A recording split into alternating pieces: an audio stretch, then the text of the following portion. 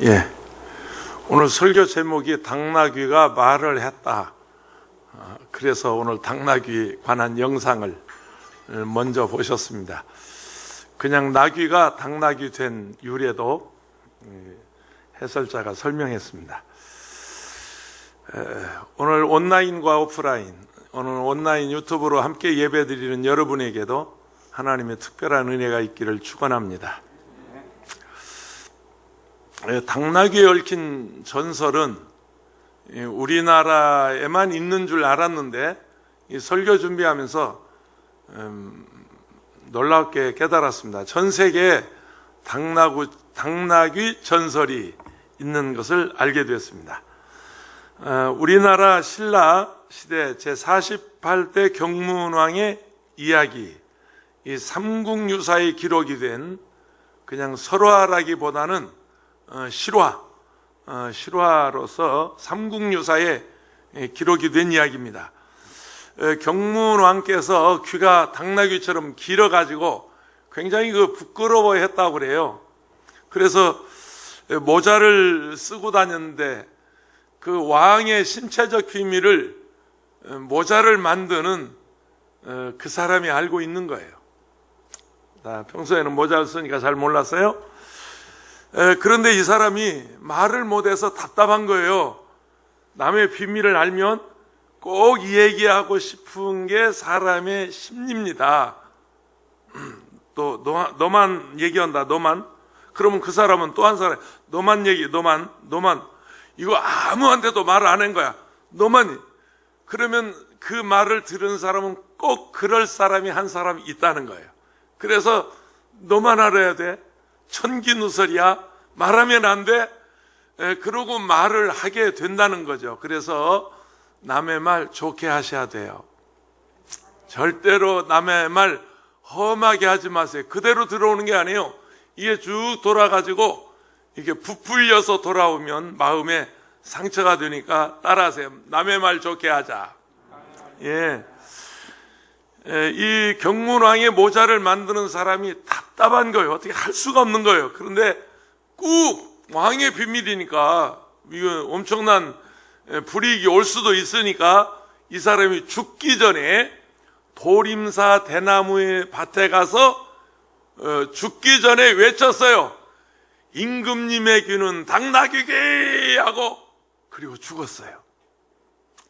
그런데 바람이 불 때마다 도림사 뒤뜰에 있는 대나무에서 소리가 들리는 거예요. 임금님의 귀는 당나귀기, 임금님의 귀는 당나귀기. 그래서 경문왕이 그 소리를 듣고 대나무를 싹 빼버리고 거기다가 산수유 나무를 심었다는 삼국유사에 기록된 이야기입니다. 그리스 신화에 이 당나귀 귀 이야기가 나오는데 왕 미다스가 태양신 아폴로와 판사의 음악 경연을 이렇게 참관을 했다고 해요. 근데 아폴로의 패배를 왕이 선언했어요. 아폴로 신이 진노해가지고 자기가 졌지만 막 진노해서 임금님의 귀를 당나귀 귀로 그렇게 만들었다고 합니다. 그래서 늘 모자를 덮고 다녔는데 왕의 이발사에게 보여줄 수밖에 없어요. 왕의 머리를 손질하는 이발사에게는 보여줄 수밖에 없었어요. 그런데 그 이발사도 그 비밀을 참을 수가 없는 거예요. 임금님의 귀, 당나귀 귀, 임금님 막 속에서 부글부글 끓어요. 그래서 할 수 없이 땅에 구멍을 파고 거기다가 임금님의 귀는 당나귀 귀라고 그렇게 말하고 덮고 그런데 그곳에서 희한하게 갈대가 자라서 갈대밭이 돼요. 그래서 갈대가 움직일 때마다 임금님의 귀는 당나귀 귀라는 소리가 들렸다는 기원전 5세기 희극 개구리에 나오는 내용입니다. 또 하나 있어요. 중앙아시아에 이시쿨 호수가 있습니다. 실제 있는 호수입니다. 이시쿨 호수가 생기기 전 그 지역을 다스리던 왕이 있었는데 그 왕이 당나귀 기회를 가지고 있어요. 그래서 그 왕의 비밀을 아는 이발사를 그냥 이발하고 죽이고 계속 죽였대요. 참 왕이 불량했던 것 같습니다. 근데 가까스로 살아남은 한 사람이 우물 속에다가 다른 데 말 못하니까 임금님의 귀는 당나귀 하고 소리를 질렀는데 그 우물이 부글부글 끓기 시작해서 아까 보았던 29호 수가 생겼대요. 전설적인 얘기입니다.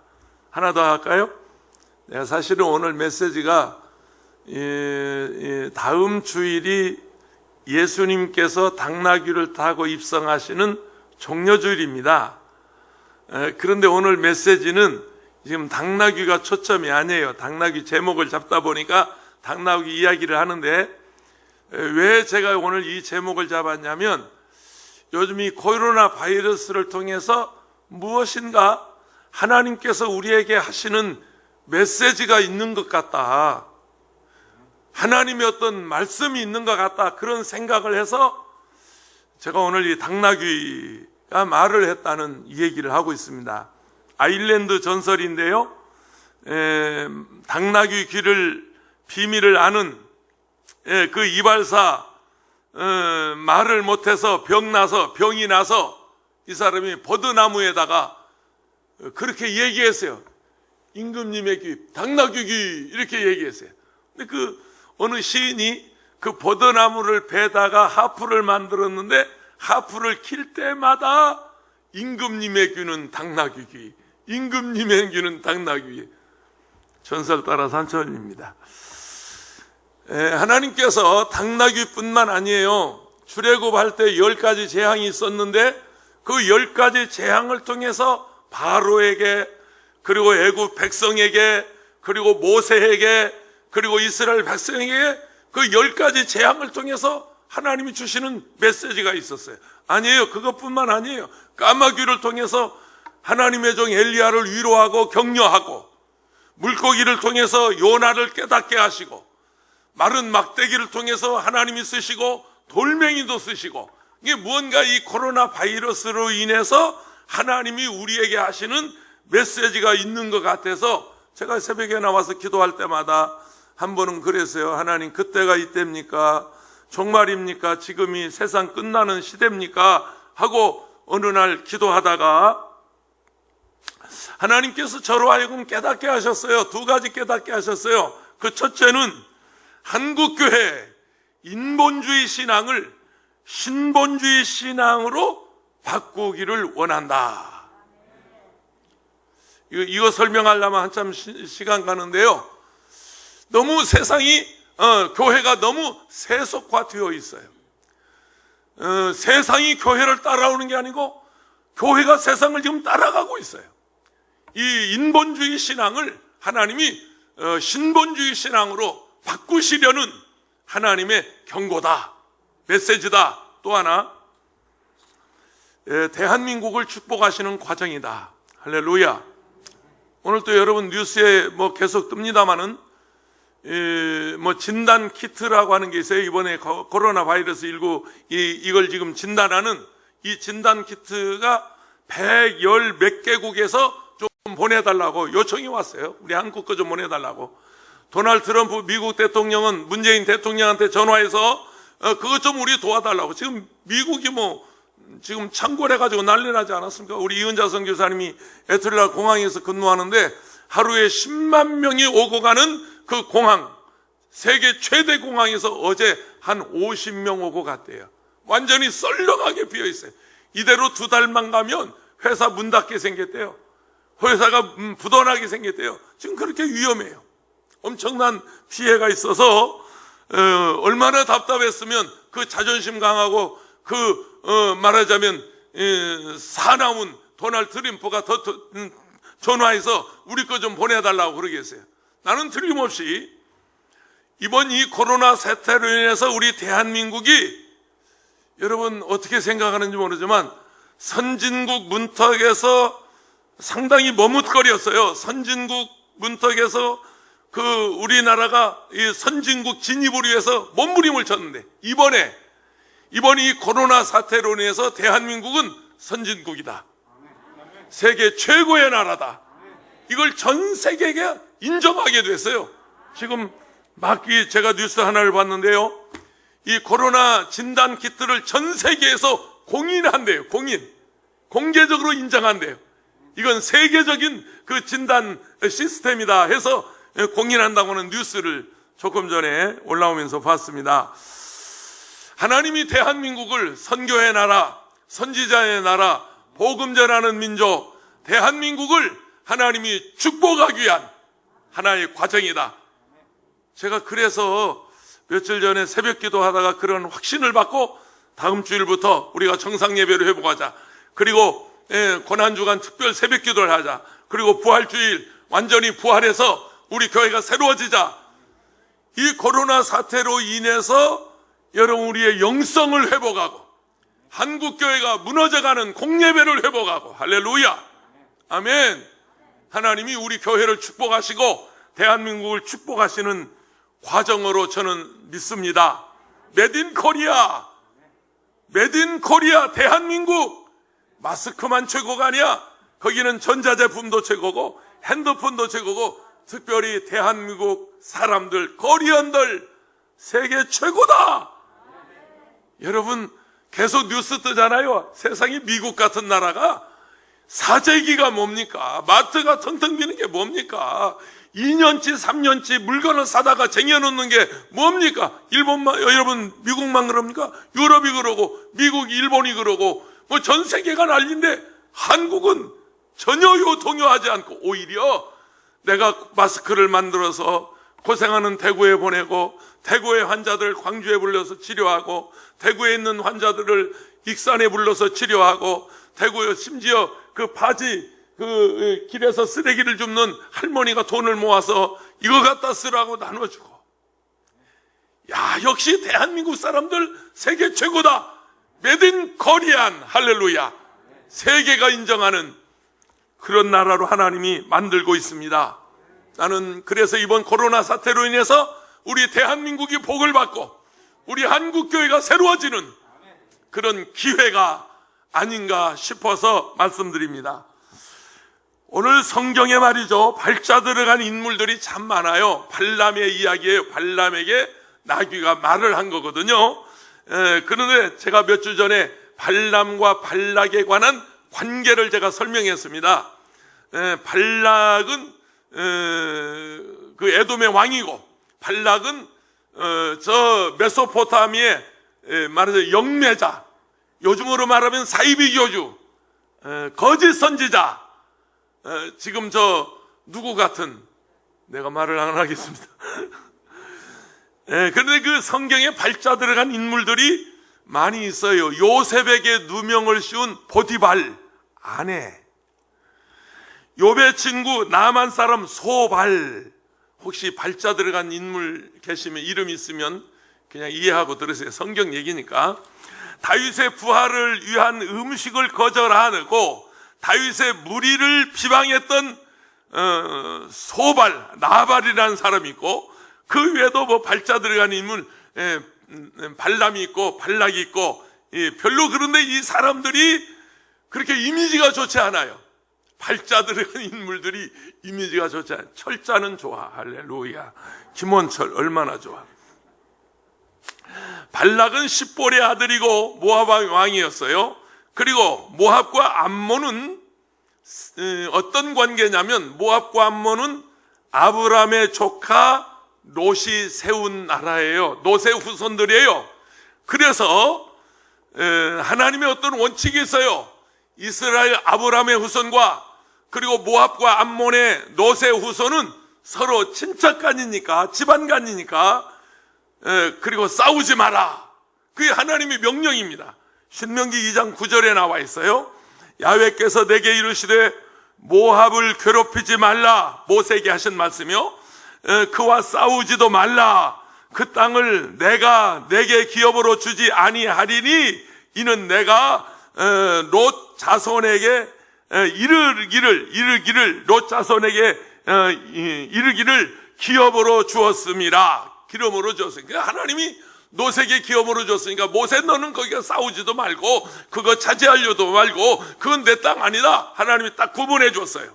이 하나님이 모압과 싸우지 말고 땅을 뺏지도 말로 말씀하시기 때문에 모세는 그 지역을 지나가면서 전혀 싸울 생각이 없어요. 왜냐하면 하나님의 명령이니까. 아멘. 하나님의 명령이에요.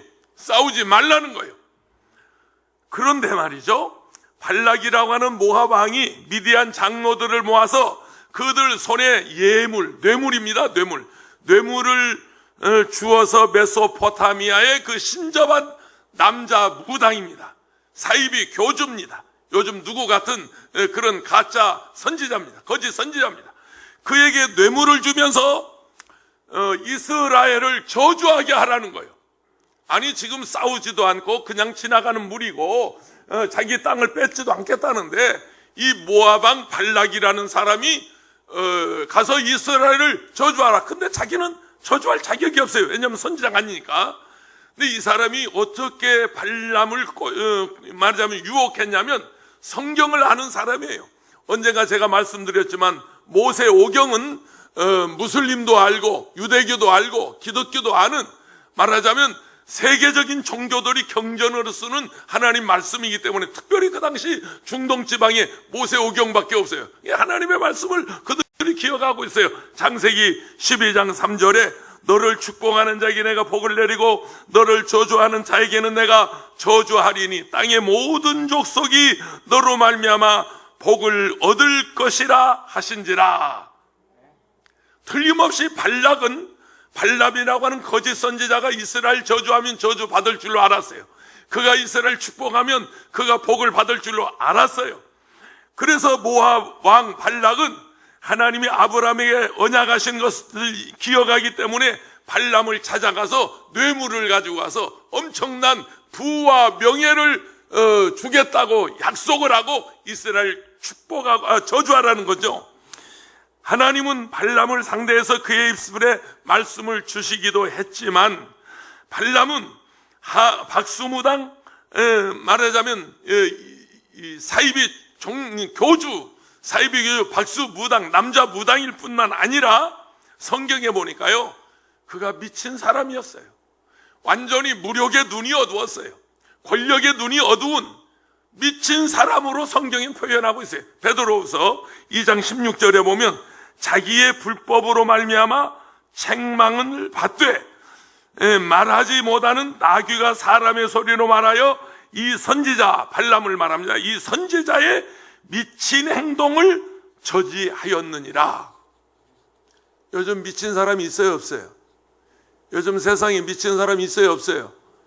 정치하는 사람들 미친 사람이 있어요, 없어요? 여러분, 요즘 국회의원 출마한 사람 중에 미친 사람이 있어요, 없어요? 있어요. 많아요. 제정신 아닌 사람들 많아요.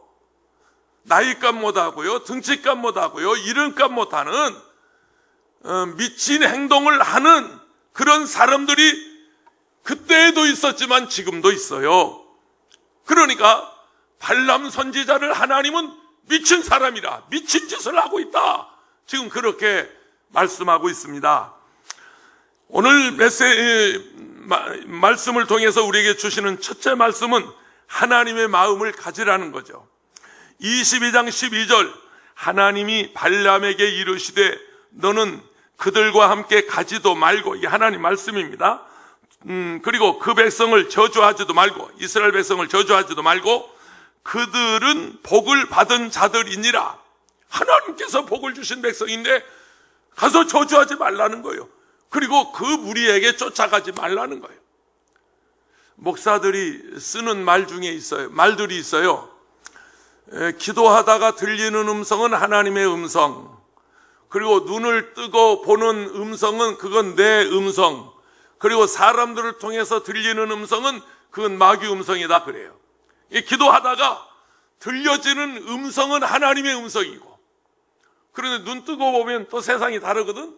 내 형편 생각하고 주변 생각하고 내 체면 생각하건 그때 생각은 내 생각, 그리고 사람들을 통해서 들려지는 음성은 마귀 음성. 제가 실제로 그런 경험을 한 번 한 적이 있는데, 1988년 8월 1일부터 4일까지 한강변 기적에 대해 성회할 때 우리 박신영 집사 그때 반주했었나? 했었잖아, 그치? 우리 그때 난리 한번 쳤잖아, 그때. 한강 백사장에서. 아우, 서울 올림픽을 성공해야 되겠는데, 아무 단체도, 아무 기관에서도 기도하는 단체가 없어요. 한 달 앞으로 다가왔는데, 어느 날 기도하는데 하나님께서 네가 해라. 네가 하라. 그래서 우리가 임의로 조직을 만들어 한민족 선교회 그건 회장은 나고 총무는 그 당시 우리 전도사 전도사가 총무하고 그리고 우리 식구끼리 그걸 만들어서 당시에는 국민일보 없었고요.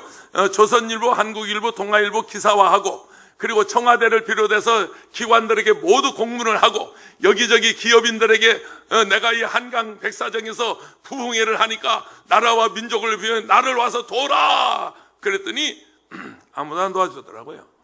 그래서 큰 성회를 하는데 이제 어느 기도원에 가서 성회를 선포해 놓고 기도하는데 눈 감고 기도하면 우천시 보세트에다가 강변순복음교회 너 나와서 하늘을 쳐다보면 그러니까 기도하면 우천시 넣지 마라.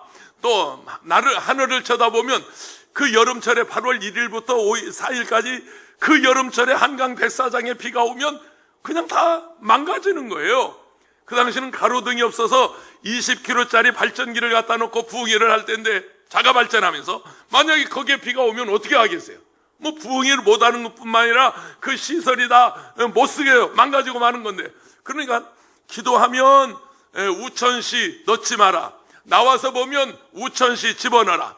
우천시의 강변순복음교회 넣어라 빼라 인쇄소에 여러 번 하니까 인쇄소 사장이 목사님 장난합니까? 그러더라고요. 장난합니까? 마지막에 그냥 믿음으로 빼고 했는데 그 닷새 동안 7월 31일이 주일 저녁이었어요. 주일이었어요. 주일부터 8월 4일 목요일 저녁까지 한강 백사장에 비가 왔고 썼어 안 왔고 썼어 비가 안 왔어요. 그러니까 기도할 때 들리는 음성은 하나님의 음성, 그리고 눈 뜨고 세상을 보고 들리는 음성은 내 음성, 그 다음에 사람들을 통해서 들리는 음성은 마귀의 음성. 그걸 제가 실제로 경험한 사람이에요. 미디안 장로들이 뇌물을 가지고 발람에게 가서 이렇게 말합니다. 이스라엘 저주해 주시오. 이스라엘 저주하세요. 그러니까 이런 지하에 거절했어요. 성경이 나와 있어요. 민수기 22장 17절에 보면 내가 그대를 높여 명예입니다. 크게 존귀하게 하고 그대가 내게 하는 모든 것은 무엇이든지 시행하리니 청하건대 와서 나를 위하여 이 백성을 저주하라 하시더이다. 그 다음에 22장 18절에 보면 발람이 발락의 신하들에게 대답하여 이르되 발락이 그 집에 가득한 은금을 내게 줄지라도, 이 얼마나 멋진 말이에요. 내게 줄지라도 내가 능히 야훼 내 하나님의 말씀을 어겨 덜하거나 더하지도 못하겠노라. 그 말이 맞는 말이에요.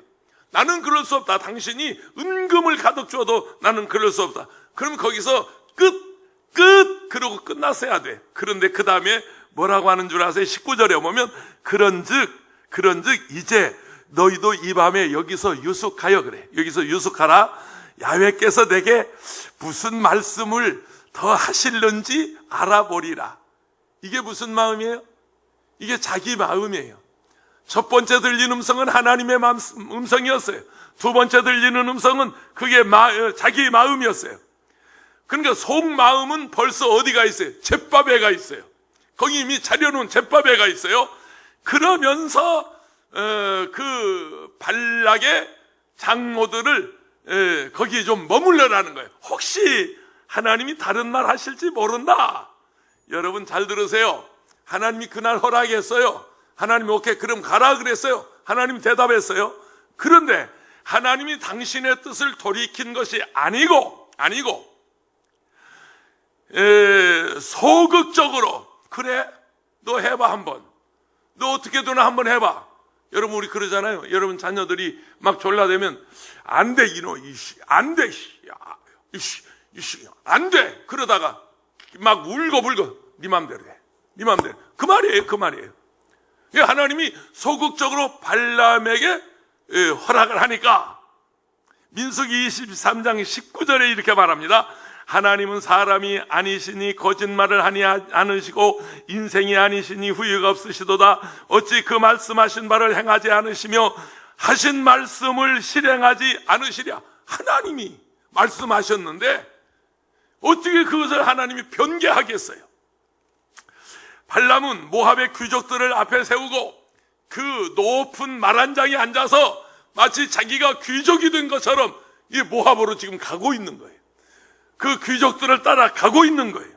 끌려가고 있는 거예요. 길을 가다가 하도 기가 막히니까 이 당나귀가 말이죠. 그냥 계곡에 그냥 누워버려요. 가서 누워버려요. 그것도 알지 못하고 이게 그냥 채찍질하고 일어나가지고 떡 끌고 길에 나오니까 그 좁은 길을 벽 사이에 좁은 길이면서 가서 부딪혀버려. 잘했다 잘했어 할렐루야. 이게 말 안 듣고 잘했어. 가서 부딪히니까 또 채찍질을 하면서 발람이 하는 말이 만약에 내 손에 칼이 있었으면 너를 죽여버릴 것이다. 죽였을 것이다. 여러분 하나님의 명령을 어기고 하나님의 말씀을 어겨 자기 육신의 정욕, 안목의 정욕, 이생의 사랑을 따라갈 때 어떤 때는 하나님께서 그래 너 마음대로 해봐. 둘째 아들이 아버지 내게 재산 돌려주세요. 내가 먼 나라에 가서 내가 그거 처음에 당진한다고 안 했어요?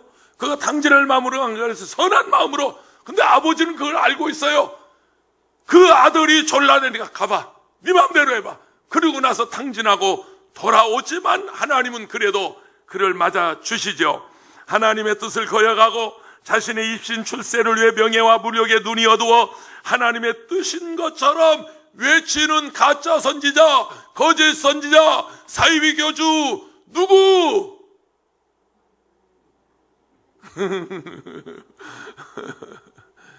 어쩌면 성경이 이렇게도 맞아떨어지는지요. 요즘 요한계시록 공부 열풍이 일어나고 있는데 금요일 날 좀 나오세요. 한국교회 목사들이 첫째는 회개해야 돼요. 요한계시록을 설교하지 않았어요.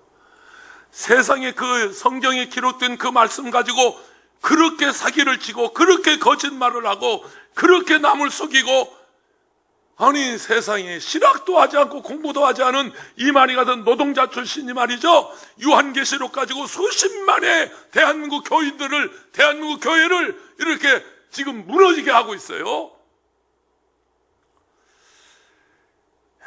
하나님께서 어떤 때는 그럴 수도 있단 말이에요. 그렇게 허락하세요. 자식들에게 그래 네 맘대로 해봐. 두 번째입니다. 22장 28절인데요 야훼께서 나귀의 입을 여시니 발람에게 이르되, 나귀가 지금 말을 하는 겁니다. 사람 말을 히브리어로 하는 겁니다. 한국말이 아니고 영어도 아니고 히브리어로 발람에게 이르되, 내가 당신에게 무엇을 하였기에 나를 이같이 세 번을 때리느냐? 왜 나 때려? 그 말이야. 네가 잘못해놓고, 네가 실수해놓고, 네가 하나님 뜻을 거역하고 왜 나를 때려? 왜 나를 때려? 집에 가서 오늘 한마디요. 신랑 앞에 가서 한마디요. 네가 잘못해놓고 왜 내 탓이요? 그 말이에요. 남편에게 하든지 자식에게 하든지 부모에게 하든지 당신 잘못해서 그랬지, 내가 왜 탓해? 왜 나를 탓해? 왜 나를 때려? 지금 그 말이거든요. 나귀는 눈이 열려서 하나님의 사자를 보았어요. 그런데 나귀의 목적이 있어요. 주인을 구하시려고. 아멘.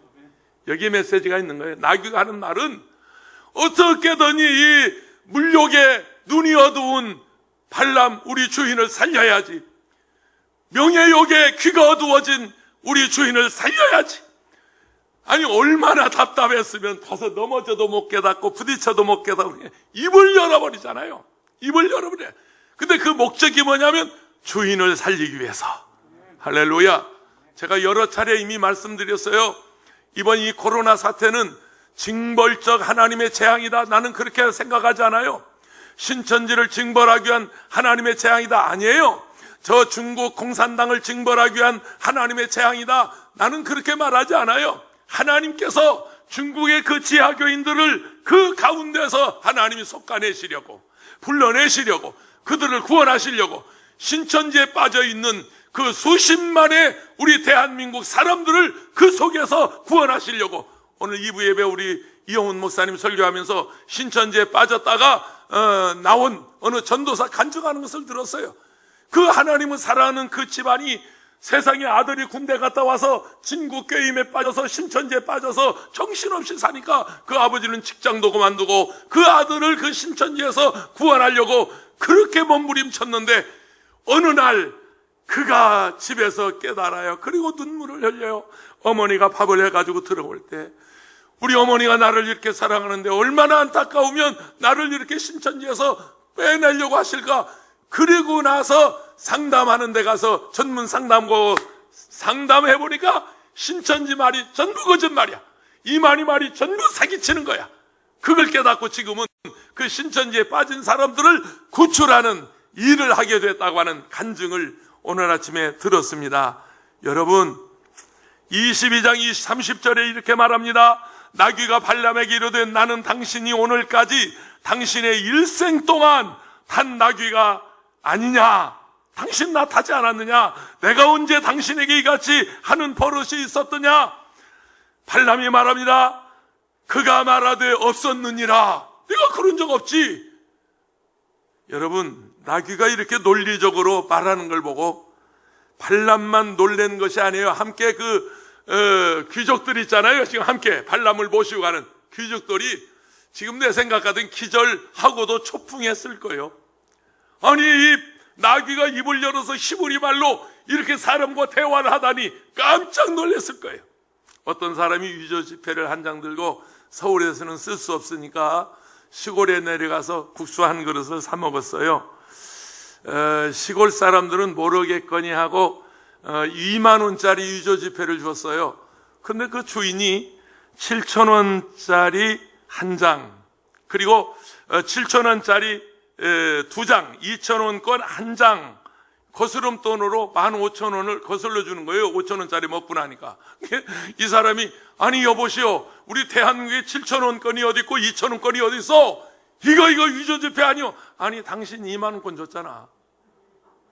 집에 가서 생각하면 무슨 얘기인지 알아요? 위조 지폐 줬으니까 위조 지폐 갚는 거지. 그런 얘기가 있습니다. 어려운 일 당할 때 남에게 책임 전가하지 마세요. 아멘. 따라서 하나님 내 탓입니다. 하나님 우리 탓입니다. 요즘 세상이 어지러우니까 문재인을 문재앙으로 바꿔서 대통령 탓하는 사람이 있어요. 정세균 국무총리는 여의도 순복의 안수집사요. 근데 정세균이가 총리가 돼서 세균이 창궐했대야. 어쩌면 그렇게 말도 만드는지 모르겠어. 아니 솔직하게 대통령 문재인이기 때문에 재앙이 온 거예요? 세균이기 때문에 세균이 창궐한 거예요? 이 사회의 가장 큰 병은 뭐냐면 내가 책임을 안 지는 거예요. 내 책임이라고 말하는 사람이 없어요. 내가 잘못했다고 말하는 사람 없어요. 따라서 하나님 내 탓입니다. 하나님 내가 잘못했습니다. 할렐루야. 여러분 대통령에게, 국무총리에게, 국회의원에게, 장관에게, 도지사에게, 여러분 의사에게 책임 전가하지 마세요. 남에게 책임 전가하지 마세요. 남편에게, 아내에게, 자식에게, 부모에게 책임 전가하지 마세요. 모두 내 탓이고 나를 깨닫게 하시는 것이고. 할렐루야. 제가 여러 번 설교했어요. 중국의 우한 사태가 발발했을 때, 우한에서 창궐할 때 사람들은 중국 공산당을 징벌하는 징벌적 재앙이라고 공개적으로 얘기했어요. 신천지 사건이 터졌을 때 하나님께서 이만희 신천지를 징벌하는 징벌적 재앙이라고 여러 차례 공개적으로 설교상에서, 단상에서, 언론에 그렇게 얘기했어요. 근데 나는 그때 생각이 달랐어요. 하나님께서 그 신천지 가운데서 하나님의 백성 찾으시려고, 중국 그 인민들 가운데서 하나님이 찾으시려고, 요나서 4장에 좌우를 분별하지 못하는 사람이 이 땅에 12만 명이나 있다. 여기는 짐승들도 있다. 네가 아끼는 그 박는 굴 하나가 햇빛에 탐으로 네가 그렇게 안타까워하느냐? 내 마음이 어떠하겠느냐? 하나님께서 말씀하셨어요. 남 탓하지 마세요. 세 번째, 회개입니다. 겸손과 회개인데요. 22장 31절인데요. 그때 야훼께서 발람의 눈을 밝히심에 야훼 사자가 손에 칼을 빼들고 길에 선 것을 그가 보고 그때서 머리를 숙이고 드리니 그럽니다. 그 다음에 34절에 보면 내가 범죄했습니다. 내가 잘못했습니다. 내가 무리에게 너니 얻었습니다. 내가 명예에 의해 귀가 다쳤습니다. 하나님, 내가 잘못했습니다. 그리고 발람이 내 잘못이라고 회개하는 장면이 나옵니다. 우리가 어려움을 당할 때 남 앞에 납작 엎드려서, 하나님 앞에 납작 엎드려서, 하나님, 내가 잘못했습니다. 한국교회가 잘못했습니다. 이걸 우리 이영훈 당회장 목사님이 첫 번째 선포했어요. 이 어려움이 올 때, 어려움을 당할 때 내가 잘못했습니다. 우리가 잘못했습니다. 우리 교회가 잘못했습니다. 이영훈 목사님, 이번에요, 한 달 동안 예배를 쉬면서 완전히 대한민국 지도자로, 교계 지도자로 우뚝 서게 됐어요. 엄청난 재정적인 손해가 났어요. 한 달 동안 무단으로 엄청난 예배가 지금 무너지고 있어요. 그런데도 모든 언론이, 모든 신문과 텔레비와 라디오가 여의도 순복음교회 이영훈 목사, 그리고 이 어려운 중에도 그 월세를 내지 못하는 그 어려운 교회들을 2,000개나 돕겠다고, 2,000개나 돕겠다고 여기저기서 돈들을 보내오고 성도들이 헌신을 하고, 우리 교회도 5개만 도와달래요. 아니, 도움 준다는 말이 아니고 도와달래. 5개 30만 원씩 150만 원이요. 그러면 2달 동안 300만 원이요. 그런데 나 없다 그랬어. 나를 준다고 그러면 몰라도 내가 지금 도와줄 형편이 아니다, 거절하고 말았습니다마는, 우리 이 어려울 때 하나님 앞에 우리가 잘못했습니다. 교회가 잘못했습니다. 우리 목사들이 잘못했습니다. 이걸 치고 나온 분이 이영훈 목사예요. 이분 박수 한번 쳐줘요. 할렐루야. 참 이번에 아주 선제적으로 먼저 교회 문을 닫고 먼저 예배를 중단하고 아주 잘 하셨어요. 아마 엄청난 손해는 났어요. 엄청난 재정적 어려움은 있을 거예요. 그러나 아주 잘 하셨어요. 민수기 31장 8절에 보면 그 죽인 자 위에 미디안의 5왕을 죽였으니 미디안의 왕들은 예위와 레겜과 수루와 후루와 레바이며 또 부홀의 아들 발람을 뭘로 죽였어요? 칼로 죽였더라. 결국 죽는 거예요. 결국 망하는 거예요. 남을 속여먹고 무력이 어두워서 육신의 정욕 안목의 종이 이생 자랑을 쫓아 살던 그 발람은 결국 그가 죽고 만 거예요. 여러분, 힘들고 어려워도, 설령 여러분에게 불이익이 다가와도 하나님의 의의를 위해 삽시다. 아멘.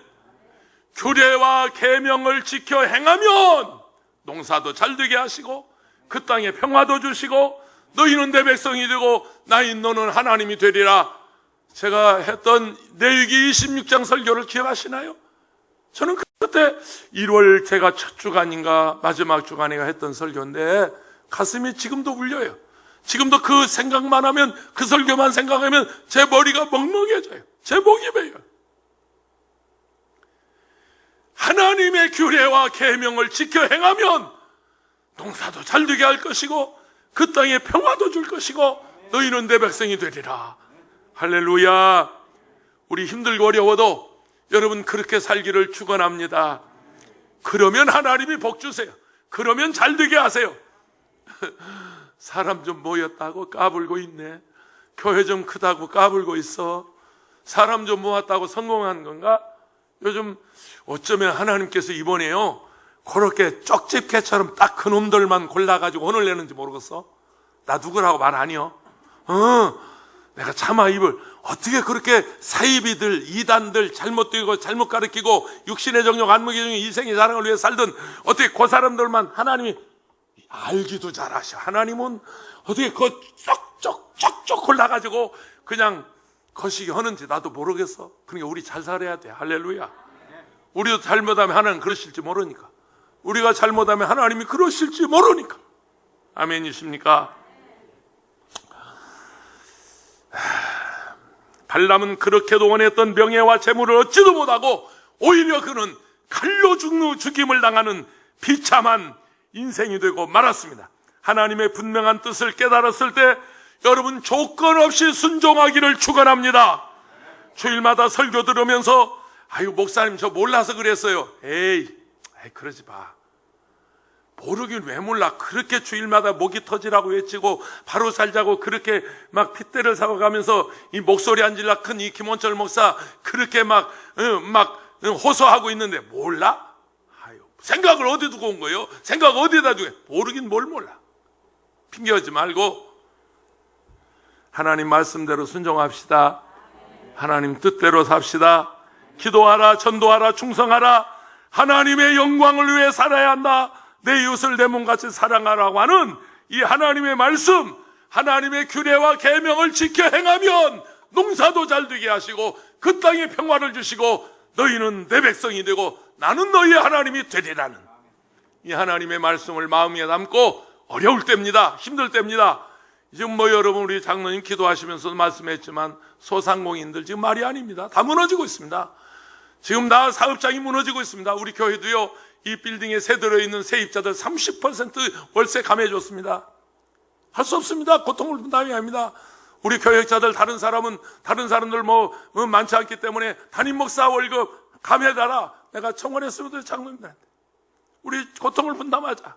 내가 분담하겠다. 내가 이 짐지겠다. 어려울 때입니다. 남 핑계하지 말고 내 탓입니다. 내 잘못입니다. 회개하고 겸손해지기를 주의 이름으로 축원합니다.